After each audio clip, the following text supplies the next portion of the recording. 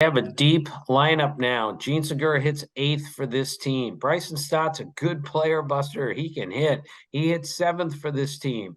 But Harper is the man in the middle of the order. He had 419 in the postseason. He's got 5 homers, 11 RBIs, 11 extra base hits, and 11 hits to the opposite field. And that cannon shot last night. He just tore a hole in the sky in a situation where you just say to yourself, this is where Bryce Harper is supposed to hit a 2-run homer and take his team to the World Series, and then he did.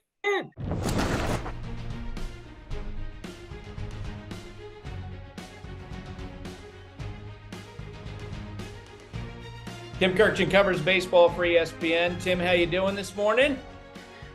Well, I'm well, Buster. I'm a little surprised we're done after 4 and 5 games, but it's the beauty of postseason baseball. October's like no other month, and it has been a raucous month, to say the least. Yeah, a lot of surprises, and I think in one case, not a surprise at all. And look, we're going to get to the aftermath with the Yankees, which is going to be a big topic this week, I think, in the baseball media because of Aaron Judge's status, because we don't know how Steinbrenner will react to this quick exit for the Yankees. But I always feel like you got to give credit to the teams that move on. Let's start with the Philadelphia Phillies. Look, they essentially, coming into this postseason, they were the 12th seed, right? This was a team that I think at the outset of the postseason, I'm sure nobody picked in our group at ESPN to move on to go to the World Series. What's going on? What's happened? Well, something's going on there, Buster. I saw it during the Braves series. I saw them 4 straight games, and some things are starting to happen there. Ground balls going right to Jake Cronenworth of the Padres, hits the bag and goes into center field. My dad used to tell me that when things start to happen, weird things start to happen to a team, you have to start to pay attention. Maybe something is going on there. Maybe the baseball gods have something to do with this. And that is the case with the Phillies. I love being around that team. The camaraderie is tremendous. They've fixed the bullpen. They've fixed the defense. And they've got the best hitter in baseball, at least right now, in the middle of the order in Bryce Harper. I really like the way that team plays. They play for the manager. They all love him. I'm not suggesting they're going to beat the Astros, but I'm not surprised they beat the Padres, and I shouldn't even have been surprised they beat the Braves. Not with the way they've been playing so far, and not with the energy and the atmosphere they have in their home ballpark. It is tremendous. So maybe the moment we should have known something was going on. Remember when Nick Castellanos made that incredible sliding catch down in Atlanta? You're like, there's no way he catch that. There's no, oh my God, he caught it. And that's right. It feels like we've seen that time and again with them in this postseason. Yes, there have been multiple moments where you just kind of shake your head and go, okay, I need to pay attention here because something special is going on. And it is. A team that won 87 games is going to the World Series. And sorry for all those who think it's bad that 87 goes. I think it's good for the game that 87 goes to the World Series. It just speaks again to the ultimate beauty of the game is its mystery, its unpredictability. Things like this, 12 seed cannot beat the Warriors, cannot beat Jordan's Bulls in the playoffs. They can't. But this is what happens in baseball, and I think it's glorious that it does. All right, I want to break down the Phillies in terms of 2 units that they have. One with their offense. This is what we expected, right? This is what Dave Dombrowski expected when he signed Schwarber, he signed Nick Castellanos. He thought teams all year were going to bludgeon other clubs. And that really didn't come together until this October. And you know, Bryce Harper is that good.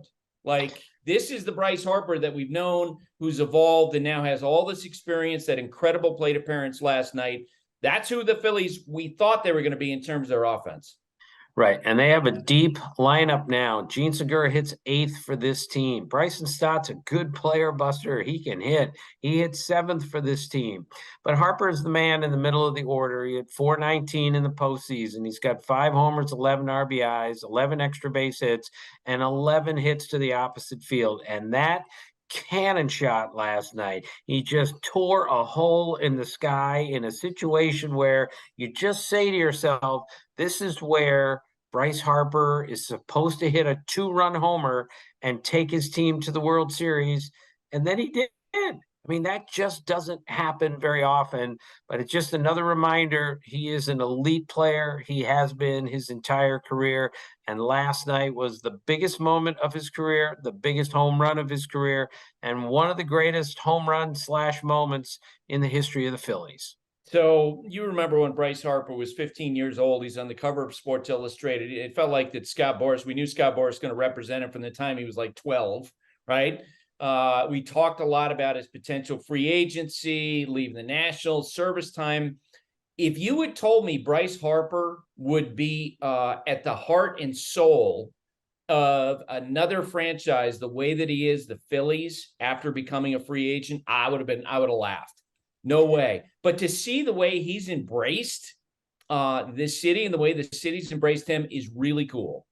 Yeah, I'll never forget that Davey Johnson told me once that he went to Bryce Harper early on in Harper's career and said, Bryce, look, man, you're great. And I don't want to take any aggressiveness away from you, but you have to start to enjoy playing the game a little bit more. Meaning his intensity was so high that every out just crushed him. I'm telling you, Buster, he is a different guy. I had several long chats with him during the postseason, and he is so relaxed about who he is and where he is that it was no surprise that he did what he did last night. And go look at that replay again. Instead of like screaming and yelling all the way to first base and then getting to the dugout and celebrating like a 15-year-old should have, he was the most mature guy on the field, just to say, almost as if to say to his teammates, that was what I was supposed to do. That is why they brought me here. And I think that scene during and after that home run kind of personifies who Bryce Harper is and why the Phillies are in such good shape with him as the team leader and the guy in the middle of the order. And another big reason why, I think maybe the biggest reason why the Phillies have ascended in this postseason is that bullpen. You touched on it. You know, they were 23rd out of 30 teams in ERA during the regular season, but we've seen this time and again with bullpens. I mentioned in the past in the podcast, the Washington Nationals in 2019, they were terrible in the first half for a lot of the season with their bullpen. And they got to October, and Daniel Hudson and others, they were terrific. I look at what the bullpen is doing for the Phillies now, Tim. That to me is the biggest surprise. What do you think? There's no doubt. Jose Alvarado, for instance, has been overpowering, sinker at 100 miles an hour. And Brian Snitker, the Braves manager, told me during that series, he's the difference in that team. He wasn't this good in May, but he is now, and he is a devastating force late in the game. Sir Anthony Dominguez, going into yesterday when he gave up a hit and gave up a run, had faced 22 batters in the postseason, retired 20 of them, 13 via strikeout, and was throwing 100 miles an hour again. And, you know, Zach Eflin has given them somebody else to go to late in games, and David Robertson got an out last night he needed, and then Ranger Suarez came in, a starting pitcher who has no heartbeat whatsoever, meaning he's the calmest guy of all time, and got the final 2 outs on 2 pitches. That Philadelphia bullpen is the biggest reason that they are where they are, because they weren't expected to be this good, and now they are. All right, congratulations to the Phillies. They are the nationally representative in the World Series, and they will face the Houston Astros, Tim, who absolutely dominated the Yankee series. You know, there's so much written today in New York, so much conversation about what's wrong with the Yankees. Tim, I didn't even think these two teams were close going into the series, and the gap between them felt like it was even greater than we thought. What did you see? Yeah, they played a couple of close games, but there's no doubt that the Astros are demonstrably better right now than the Yankees, and it's all because of their pitching, Buster. Look, we're in a pitching-rich era, but it is absurd how good the pitching is for the Astros. They don't have one average pitcher on their team. Every one of them is above average. They held the Yankees to a 162 average and struck out 50 batters in 4 games. They struck out 35% of the Yankee hitters. The bullpen is as good as the rotation, and it's a spectacular rotation. The bullpen had 42 strikeouts in 33 innings in the postseason. They don't even have a left-hander in the bullpen, and it doesn't matter because Ryan Presley comes out throwing that slider and that curveball spinning everything, and nobody can hit him. They can't hit Abreu. They can't hit half the guys in that bullpen. It is so, so impressive. And for the Astros to be undefeated in the postseason with until last night, Yordan Alvarez really hadn't done a whole lot other than the walk-off homer and what he did last night.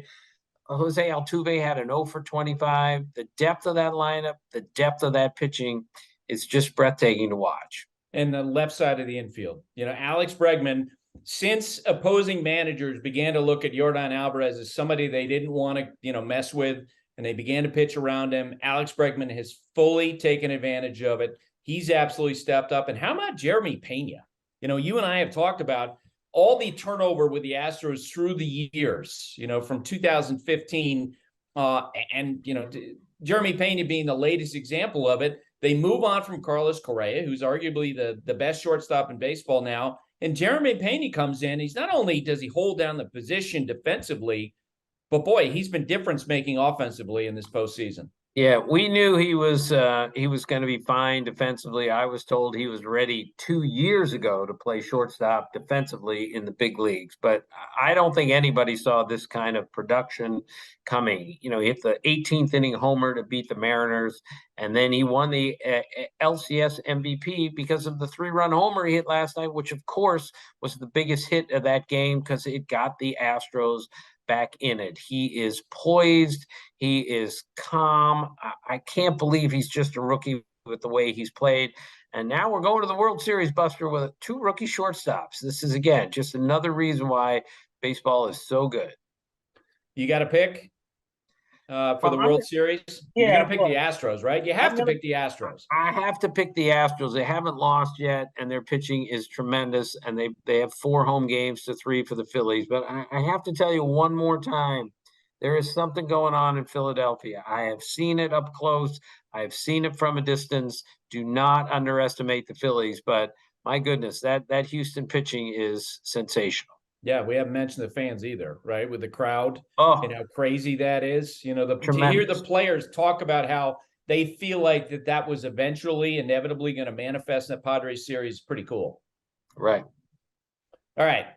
Let's talk about what's to come for the New York Yankees. I was on Get Up this morning and they asked me, what I thought was going to happen. Is Aaron Boone going to get fired? Brian Cashman, what's going to happen with Aaron Judge? Tim, I do think that there's going to be a postseason failure tax that Hal Steinbrenner, the owner of the Yankees, is going to have to pay. I don't think it'll be with Aaron Boone. I know this. They think he's a good manager. They just won 99 games. In full disclosure, we, of course, worked with Aaron Boone. I worked with him on Sunday Night Baseball. There certainly were moments during the postseason, as he acknowledged in his press conference before Game 4, that you can have an argument whether or not he should have gone to Loaizaga after he took Garrett Cole out in Game 3. But the bottom line is, I don't think that Aaron Boone wasn't not the difference between the Yankees winning or losing that series or getting blown out for that matter. Yeah, I agree. The Astros are just better than the Yankees, and Aaron Boone didn't have much to do with that at all, and I don't think he will be or should be fired.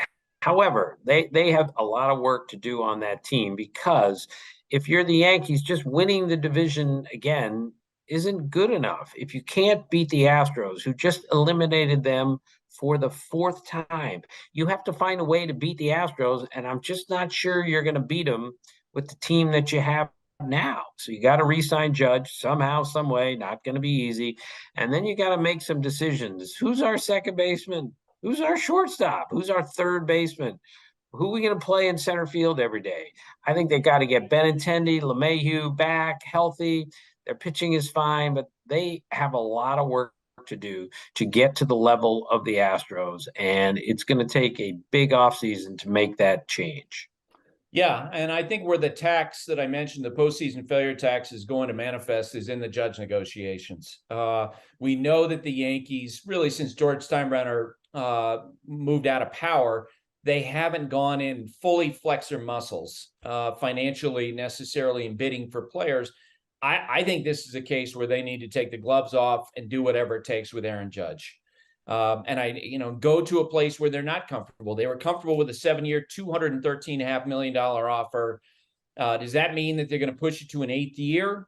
Does that mean they're going to make him the highest paid position player, give him, just a shade over what Mike Trout is making? Yeah, I think they have to do that. And I think they also have to assess some of the, questionable issues in their lineup, like Josh Donaldson. He's an older player. If they were to move on from him, it would be expensive, but I think it's a fair question to ask, what is he going to give them going forward? And do they go and spend big to try to match what Steve Cohen is doing leading the Mets? Does that make sense? Yeah. I thought, Buster, that the best scenario for the Yankees to get Judge back was to win the World Series. He wins the MVP, and then they would have no choice but to bring him back for whatever he wanted. But maybe I looked at that the wrong way. Maybe this is the scenario. You get Right. wiped out by the Astros. You look at your team and you say, we're not going to make the playoffs next year if we don't have Aaron Judge on our team. So maybe the failure of the team to some degree in the postseason is why the Yankees will now say, all right, we can't win anything without him. So we got to give him whatever he wants. I think that's where they are right now. And I don't think they're going to have much of a choice. There's no doubt that this offseason, if Aaron Judge wants to be with another team, there's going to be an opportunity for that. There's going to be an opportunity for another owner to jump in and make a massive offer. But I can tell you this, when you speak with executives of other teams, they don't think it's going to happen. They think Judge will re-sign with the Yankees. What about you? Yeah, look, the Giants need him badly. The Cubs have some money. They need him. A bunch of teams could use him. Steve Cohen would love to take him away. But I listened to Judge last night for about 10 minutes in his post-game comments, and he didn't really have a tell of any kind. But I think I can't tell what's going to happen here. But my guess is if the Yankees make an effort to bring him back, I think he's going to end up going back there. But we're going to be talking about this every day, Buster, for the next month and a half, at least. A nice season for the San Diego Padres. They reached the National League Championship Series. I don't think their offseason's that complicated. I think you basically bring back the team that you have, yes? Yeah, the team you have is very good. That pitching staff is great. That bullpen is great. And once they get Tatis Jr. back at some point next year, I think they'll be even better. Soto a full year. They're a good team. They just got beaten by a better team in the Phillies in the way that they played, but there's no glaring weakness on the Padres. They're a bat short, I think, and maybe that's Tatis Jr. when he comes back. And so we'll see. But I don't think a whole lot needs to be done with the Padres. They're a good team, good manager going forward.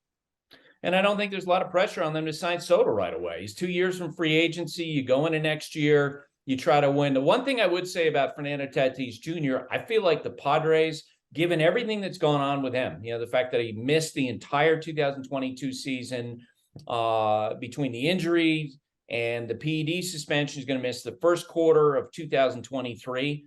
They're in a position, Tim, in a way that I don't think they ever have been, where they can basically say, look, you're playing the outfield when you come back. And you need to prepare for that. Does that make sense? Yeah, look, Sun-Young Kim did a really nice job at shortstop, defensively, certainly. And I think they could use an everyday center fielder. I'm not sure Trent Grisham is the guy that's going to take you to the next levels. He went 0 for 19 in the NLCS. So yeah, I think I've thought all along that someday Tatis is going to be moved to the outfield. A couple Padre people have told me that along the way, and maybe that's how you restart with him. Is you say, all right, we're starting over, we're bringing you back, and you're going to play center field for us. Yeah, they had started those conversations, as you know, before the PED suspension, where he was preparing to play at least some outfield maybe even the majority of the time is outfield with some shortstop. I think now going forward, that the conversations will center around him going to the outfield. The other day, the Texas Rangers sent out a press release. Bruce Bochy is going to be their manager going forward. I'm really happy for him. I've known him forever, Tim, as you know. He was the third base coach of the Padres when I started covering Major League Baseball. I played in a rec league with him, basketball. He loves the fact that I can remember that he could shoot really well. He may have been almost as good a shooter as you, Tim, from 12 to 15 feet. So, that's what he does well on the basketball court. As a manager, I get why Chris Young, who knows him well, would want to jump on it and hire him. Yes, he's a Hall of Fame manager. He's just going to have to delay now his induction to the Hall of Fame because he's coming back. I think it's great for baseball, and I think it's really great for the Rangers. And look, Bruce Bochy is not in the mindset to come back and finish in fourth place in the American League West. He's coming back to win, and I'm pretty sure that after all the money they spent to get Seager and Simeon, now they're going to go out and get two pitchers, if not more, because Bruce Bochy's not going to come back and handle a bad pitching staff. His ultimate strength is nobody, but nobody handles a bullpen better than him. I think they'll spend the money. I think they'll upgrade their pitching, and I think they'll be a contender next year because I think Bruce Bochy is that good of a manager, and I think offensively this team is pretty good. They just need to add some pitching, which with the money they have to spend, I think they should and they will. The Giants were incredibly respectful, I think, to Boch on his way out, but it was also clear they wanted to move on, and they were ready to move on at the time that they did. And now, as you say, with the Rangers, the focus is going to be on adding pitching. Two names to watch: Carlos Rodon and Jacob deGrom. Does that make sense? Yes, of course. And those two guys would change anybody's roster, but it would be a significant change for the Rangers. It would make them beyond a solid contender if they were to add both of those guys, which seems unlikely. But with the money they have, and remember, Chris Young is a former player. Chris Young loves Bruce Bochy, and he's going to let him manage the team and run the game. And that's why Bruce Bochy is coming back. We don't let our veteran managers or any of our managers do that enough these days, in my mind. The Rangers are going to let Bruce Bochy manage them, and that's the way it should be. Last one, Terry Francona announces he's going to be back as the Cleveland Guardians manager. I got to tell you, there were times during the course of this year when I wondered if that was actually going to be the case. What about you? Yeah, I wonder, and I always worry about Tito's health. But I'm so glad he's coming back. And I don't care how corny it sounds. He's good for the game. The game needs him. We have 8 managers now, 60 years old or older. I think it's great for the game. I think there's the experience in the dugout is really important, and nobody deals with people and communicates with players better than Tito. I think he's the manager of the year in the American League, and that's really saying something given the jobs that were done in Seattle, Baltimore, other places. But I think he did the best managerial job in the American League this year, and I'm so glad for the Guardians and for him that he's coming back. All right, Tim. Well, good to talk with you. I'll see you down in Houston. All right, Buster, take care. Thank you for watching ESPN on YouTube. For live streaming sports and premium content, subscribe to ESPN+.